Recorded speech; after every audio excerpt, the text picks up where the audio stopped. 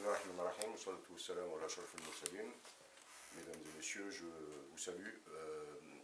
On a été sollicité parce que tout simplement, on voulait nous poser la question, en fait deux, trois petites questions centrales. D'abord, quelles sont nos activités principales au niveau de ce bureau qui s'intitule Centre de gestion GCS et cabinet d'expertise comptable SMNGEC basé sur la route de Lyon à Marseille. Donc première question, pourquoi l'existence de cette activité? Et deuxième question, que faut-il pour être chef d'entreprise? Bien, première question, la réponse à la première question est toute simple. C'est que dans une grande ville comme Marseille, au même titre que toutes les autres villes, que ce soit Lyon, Paris, Strasbourg, Lille, partout dans la France, dans les villes de France, malheureusement, c'est un constat négatif qui nous a poussé en fait à monter une entreprise telle que celle-ci. C'est en fait cet esprit de, je parlerai de ce mot-là avec beaucoup de précaution, le communautarisme. Voilà. Donc j'ai exercé longuement moi-même dans plusieurs structures très différentes, que ce soit dans le monde de l'emploi privé ou public, ou même administratif et étatique. Le problème, c'est qu'ici en France, malheureusement, on constate que les communautés se cloîtrent, se cloisonnent entre elles, et à partir de là, donc la communauté musulmane des Bouches-du-Rhône et particulièrement de Marseille se retrouve un peu en marge du suivi comptable, financier, conseil, structure, etc. Le mot-clé dans notre activité reste le conseil. Donc à partir de là, nous avons monté effectivement ce bureau qui existe depuis 2007 environ, qui était basé d'abord en centre-ville de Marseille et maintenant un tout petit peu externalisé par rapport au centre-ville. Et ma foi, nous prétendons avoir un rôle assez positif auprès des commerçants, des chefs d'entreprise de communautés musulmanes émanant de différentes races. Je ne m'arrête pas aux Maghrébins particulièrement, aux Comoriens ou aux Turcs, mais dans l'ensemble de la communauté musulmane.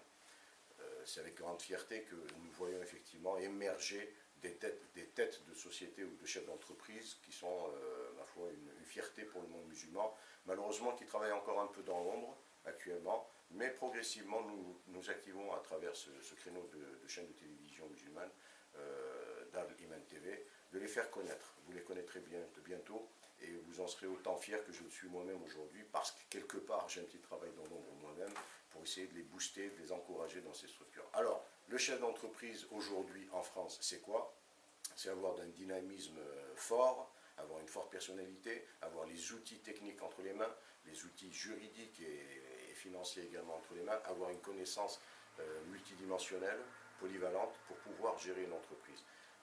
Le monde de la fiscalité est un monde qui devient de plus en plus complexe, ici dans le milieu français et notamment européen, et là donc il faut derrière cela des gens qui puissent maîtriser un peu cette notion-là. Le chef d'entreprise se doit déjà en priorité, donc à part la forte personnalité et la maîtrise de ses outils, avoir un objectif précis.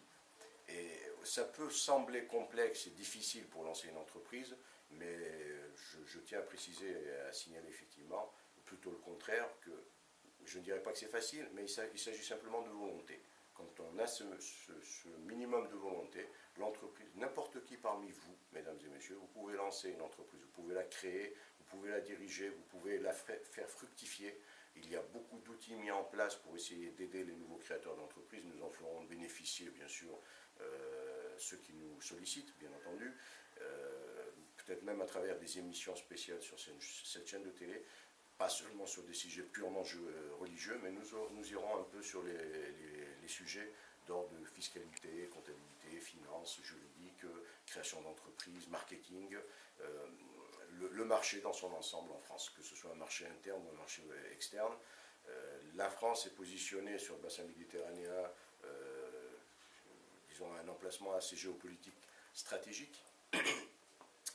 Vis-à-vis du Maghreb, c'est un partenaire idéal. Vis-à-vis de l'Europe, c'est un partenaire idéal. Vis-à-vis d'autres pays, de communautés différentes, y compris le monde arabe, dans son ensemble, le Golfe arabe, c'est aussi un partenaire qui reste important.